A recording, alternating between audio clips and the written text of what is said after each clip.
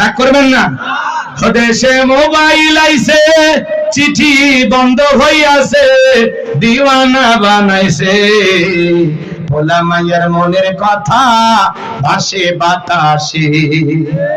ও দেখো ভোলা পানের মন বাদা ফেসবুকে এখন, ও দেখো ভোলা পানের মন বাদা ফেসবুকে এখন, মোবাইলে চ্যাটিং কইরা কাটায় সারাক্ষণ।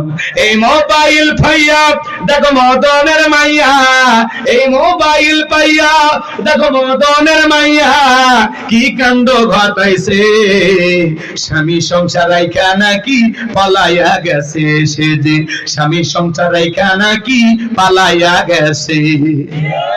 2 বাচ্চার মা 4 বাচ্চার মা পরকীয়া প্রেম করে আরেকটা ছেলের হাত ধরে পালিয়ে যায়। যে নারী স্বামী রেখে সন্তান রেখে আরেকটা ছেলের হাত ধরে পালিয়ে যায়, ওটা হলো নারী জাতির কলঙ্ক, ওটা পাশানি ডাইনি বিশ্বাসঘাতক নারী। কেমনে পারলা বোন? ও মা তুমি কেমনে পারলা তোমার স্বামী রাইকা সন্তান রাইকা আরেকটা ছেলের হাত ধরতে? কেমনে পারলা? আমার স্বামী খারাপ? এই মহিলা, তোমার স্বামী কি ফিরাউনের চাইতে খারাপ? কয়টা স্বামীর সংসার করেছে? বিয়ের আগে সবাই মিষ্টি মিষ্টি কথা বলে, বিয়ের পরে টের পাবেন 3 মাসে আসল লোক বের হয়ে আসে। ধৈর্য নিয়ে সংসার করতে হয়। বেশি যে তারা কোপ নারীকে ধ্বংস করে দেয়। এই কথা কন না আপনারা। ছেলে মানুষের রাগ থাকতে পারে স্বাভাবিক, কিন্তু মেয়ে মানুষের রাগ থাকতে নাই। আপনি নবী মারা গেলে ইসলাম আর মাথা উঁচু করে সামনের দিকে দাঁড়াইতে পারবে না। নিজের জীবনের বিনিময়ে আগলায় রাখতেন বেলাল বিশ্ব নবীকে। চিৎকার মেরে বলুন আল্লাহু আকবার। অনেক কথা আছে বাদাম, সামনের দিকে আর যাওয়া সম্ভব নয়। সংক্ষিপ্ত কথা আপনাদের উদ্দেশ্যে একটু বলে দিয়ে যায়। বেলালের উপর নির্যাতন জুলুমের কথা যখন বিশ্ব নবীর কান পর্যন্ত পৌঁছে গেল, আমার নবী ডেকে বলা, ওয়াকুর বেলালের কষ্টের কথা সহ্য হয় না, যাও যাও তুমি আমার বেলালের জন্য একটা কিছু করো। হযরত আবু বকর সিদ্দিক রাদিয়াল্লাহু তাআলা আনহু কয়েক গুণ দাম বেশি দিয়া গোলামের জীবন থেকে হযরত বেলালকে আজাদ করলেন, মুক্ত করলেন। বলুন আল্লাহু আকবার। এই যখন ইসলামের অবস্থা, একদিকে সন্তান হারানোর ব্যথা, আপন মানুষদের সমালোচনা, সাহাবায়ে কেরামদের উপর নির্যাতন ও জুলুম, এই জন্য নবীজির মনটা ভীষণ খারাপ, চোখের কোনায় পানি। নবীর যখন মন খারাপ, নবীকে সান্ত্বনা দেওয়ার দায়িত্ব কার? আর একটু জোরে বলেন কার? আমার আল্লাহ ডেকে বলে, জিবরাইল আমার বন্ধুর মা নাই বাবা নাই, আমি স্যার আমার বন্ধুর কেউ নাই রে জিবরাইল। আমার বন্ধুর মনটা হয়েছে ভারী, আমি আল্লাহ সইতে নাহি পারি। লাহু মাহফুজ থেকে সূরা কাউসার নিয়ে যায় আমার বন্ধুর উপরে নাজিল কর তাড়াতাড়ি। চিৎকার মেরে বলুন আল্লাহু আকবার। আমার নবী ডেকে বলে, আনাস আমার মনটা কেন খারাপ তোমরা জানো, কিন্তু আমার মুস্কি হাসি দেওয়ার কারণ হলো এই মাত্র আসমান থেকে জিবরাইল এসে আমার উপরে সূরা কাউসার নাজিল করলো। বিশ্ব নবী তখন সাহাবায়ে কেরামদের সামনে মুস্কি মুস্কি হাসলেন আর সুন্দর করে তেলাওয়াত করে শুনিয়ে দিলেন। জবান সরে সবাই একটু মহব্বতে আমার সাথে আরেকবার পড়ুন, ইন্না আ'তাইনাকাল কাউসার ফাসাল্লি লিরাব্বিকা ওয়ানহার ইন্না শানিয়াকা হুয়াল আবতার। আল্লাহু আকবার। আমার আল্লাহ রাব্বুল আলামিন বলেন, ইন্না আ'তাইনাকাল কাউসার, অবশ্যই আমি আল্লাহ পাক আপনাকে হাউজে কাউসার দান করেছি। এই পৃথিবীর অন্য কোন নবী রাসূলকে আল্লাহ পাক হাউজে কাউসার দান করেন নাই, আপনার আমার নবীকে আল্লাহ তাআলা হাউজে কাউসার দান করেছেন।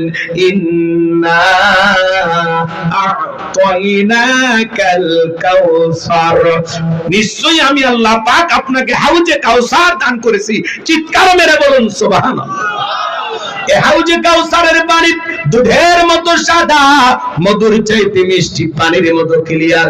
ওই কঠিন কিয়ামতের ময়দানে যেদিন বিচার দিবস কায়েম হয়ে যাবে, বিচার দিবসের একদিন হবে 50,000 বছরের সমান। যেদিন সূর্য সোহাগ মাথার উপরে চলে আসবে, সূর্যের তাপে জমিনটা তামার জমিন হয়ে যাবে।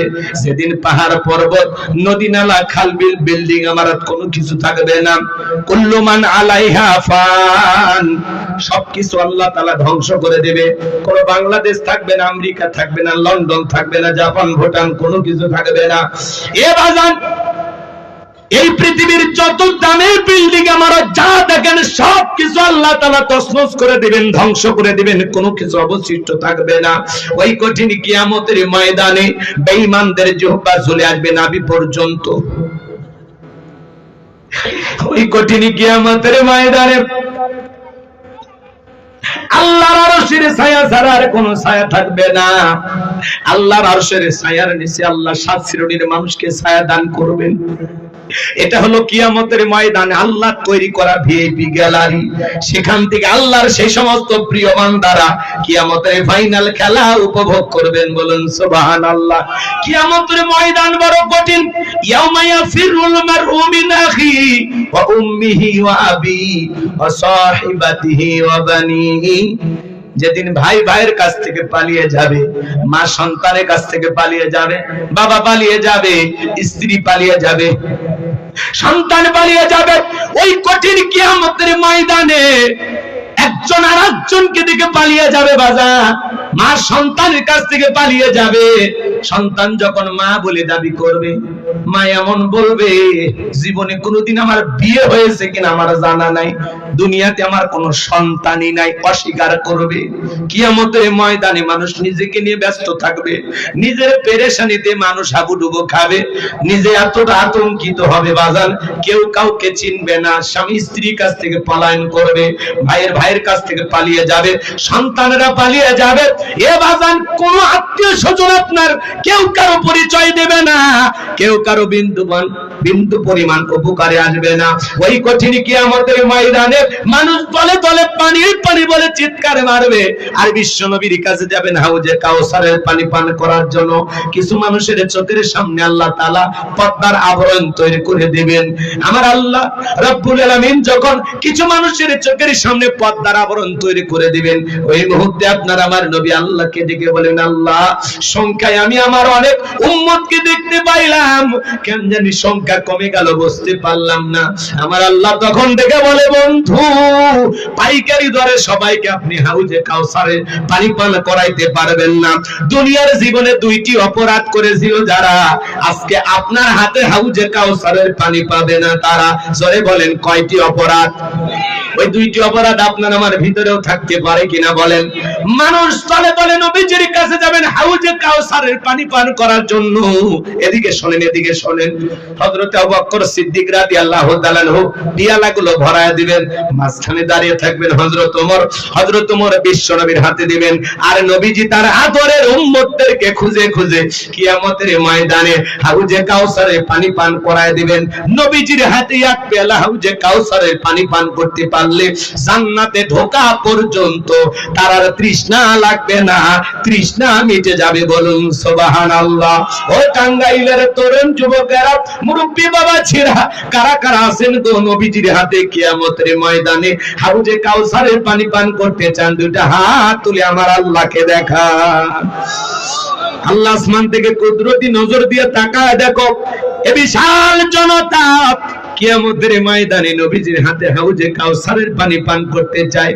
আল্লাহ আমাদের সবাইকে নবীজির হাতে হাউজে কাউসারের পানি পান করার তৌফিক দান করিও। জোরে বলেন আমিন। আরেকটু জোরে বলেন আমিন। নবীজির হাতে হাউজে কাউসারের পানি পান করার সেই সৌভাগ্যবান ব্যক্তিদের তালিকায় আল্লাহ যেন আমাদের নামগুলো লিখে নেন। একটু চিল্লা বলেন আমিন। আরেকবার বলেন আমিন। হাত নামান বাজান গো আমার, পানি চাইলে তো পাওয়া যাবে না, অত সহজ না। কথা বোঝেন? শোনেন শোনেন শোনেন, আমি আপনাদের এলাকা আসলাম, একটা ছেলের হাতে কিছু চকলেট দিলাম, দিয়ে বললাম, বাবা ভাতিজা একবার তো পানি এনে দাও, একটু উজু বানাবো। ওই ছেলেটা চকলেট পাইয়া মারছে দৌড়, মাঝখানে আসার খাইয়ে পুড়ে গেছে, হাঁটু ছিলে গেছে, রক্ত বের হয়ে গেছে। চকলেট থাকার কারণে উঠে দাঁড়াইছে, বদনা ভরিয়ে পানি নিয়ে আমার হাজির। আমি তখন বললাম, বাবা ভাতিজা এই পানি আনতে গিয়ে তোমার কষ্ট হয়েছে, মাঝখানে আসার খাই পুড়ে গেছে, হাঁটু ছিলে গেছে, ব্যথা পাইছো, রক্ত বের হয়েছে। ওই চকলেট থাকার কারণে ওই ছেলে বলতেছে, আমি এরকম কত পড়ে যাই, আমার কিছুই হয় না। কথা কয় না? এই ব্যথাকে ব্যথা মনে করতেছে না, কার কারণে? চকলেটের কারণে। কিয়ামতের ময়দানে নবীজির হাতে এক পেলা হাউজে কাউসারের পানি যদি পান করতে পারেন আর আল্লাহর আরশের নিচে ছায়া যদি পান, কিয়ামতের কঠিন দিন, ভয়ঙ্কর দিন আপনার কাছে কঠিন মনে হবে না, আল্লাহ সহজ করে দিবেন। বলুন সুবহানাল্লাহ, সুবহানাল্লাহ। কিন্তু পানি চাইলেই তো পাওয়া যাবে না, কাজ করতে হবে। ঠান্ডা পানিতে ওযু বানায় মালিককে সিজদা দিতে হবে। হঠাৎ করে কেউ নামাজ ধরেছে, পুরাতন মুসল্লি যারা, এরা এই নতুন নামাজিকে দেখে ঠাট্টা বিদ্রুপ করে। ভাই আমার ভাষা কি বোঝেন? কষ্ট হয় না তো? নতুন মুসল্লি দেখে বলে, হ্যাঁ আজকে সূর্য কোন দিক উঠছে, উত্তর পাড়া বাদশা দিকে মসজিদে, বলে কিনা? নামাজ পড়বি না, আবার 2 দিন পরে ছাইড়ে দিবি। মুরব্বি সাবধান, আপনি তো দাওয়াত দিয়ে 5 জনকে মসজিদে আনতে পারেন না। ওই লোকটা মসজিদে আসছে, 2 দিন পড়বে না 2 ওয়াক্ত পড়বে, এটা এর ব্যাপার, ওর হিসাব ও দেবে। পারলে ওর জন্য দোয়া করেন যে ভাতিজা তুমি মসজিদে আসছো দেখে দিলটা ভরে গেছে, আল্লাহর কাছে দোয়া করি আল্লাহ যেন মৃত্যু পর্যন্ত তোমাকে মসজিদে এসে সিজদা দেওয়ার তৌফিক দান করেন, দোয়া করেন। পারলে নামাজ শেষে তার এক কাপ চা খান। এই কথা কন। আর আপনার এই ঠাট্টা বিদ্রুপের কারণে, এই হাসি তামাশা রসিকতার কারণে ওই লোকটা যদি পরের ওয়াক্ত থেকে সালাতে না আসে, আল্লাহর কাছে কি জবাব দেবেন বলেন? আমার কি আলোচনা বোঝেন? বলবো, কষ্ট পাবেন না? যুবক বয়সে দাড়ি রাখলে অনেকে সমালোচনা করে, এই বয়সে দাড়ি রাখলি বুড়ের ভাব ধরলি, কথা কয় না। যুবক বয়সে দাড়ি রেখে বউ নিয়ে ঘুরতে গেছে, ভাবি আসসালামু আলাইকুম, সাথে চাচার খবর কি? বাড়িতে বউ যা রাগ করে, তোমার সাথে বাইরে যাওয়া যায় না কেন? কয় আমার এটাকে ভাবি, তোমার এটাকে চাচা। যেই বউ নবীর সুন্নত দাড়িকে মহব্বত করে না, এই বউ আপনাকে 100% ভালোবাসা দিতে পারে না। কথা বলেন? দাড়িওয়ালার এই দিক, এই দাড়ির ভিতরে আছে মদিনাওয়ালার প্রেম। পৃথিবীর সকল নবীর মুখে দাড়ি ছিল, সুবহানাল্লাহ বলবেন না? এই দাড়ি পুরুষের সৌন্দর্য, দাড়ি রাখলে পুরুষকে পুরুষ মনে হয়, আর দাড়ি ছাড়া পুরুষকে মহিলার মতো লাগে। মহিলারও দাড়ি নাই, পুরুষেরও দাড়ি নেই। 60-70 বছর বয়স হয়ে গেছে, চামড়া জড়িয়ে গেছে, তাও সেলুনে যাবে ক্লিন শেভ মারে। চাচা চামড়া জড়িয়ে গেছে, ঠিক মতো ধরা যায় না, প্লাস দিয়ে ধর, প্লাস দিয়ে। কথা কর।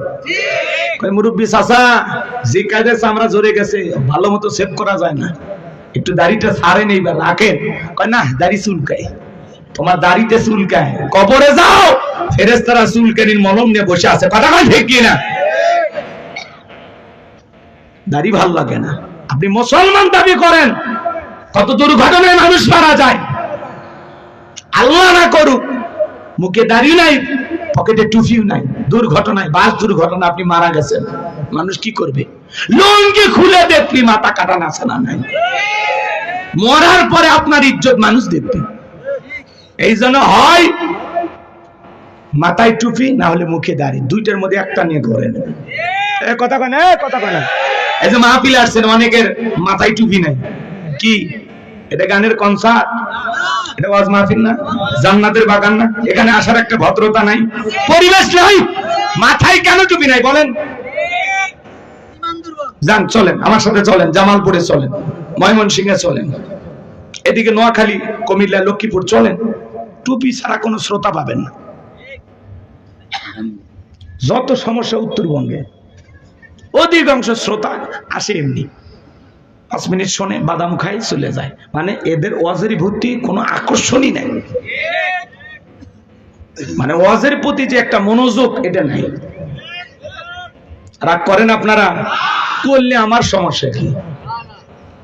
আপনাদের এলাকায় যদি আমার দাওয়াত না হয়, আমার কোনো আপত্তি আছে? রিজিকের মালিক কে? তাহলে দাওয়াতের আশায় ওয়াজ করলে হবে না, সাইজ কুড়িয়ে দম। এগুলো ওয়াজ না, এগুলো মাঝে মাঝে ওয়াজ। কথা বল। তাহলে যুবক, মদিনাওয়ালাকে মহব্বত করিয়া, নবীজির প্রেম ভালোবাসা নিয়ে কোন কোন যুবক আছো আজ থেকে দাড়ি কাটবা না? মদিনাওয়ালার প্রেম ভালোবাসা নিয়ে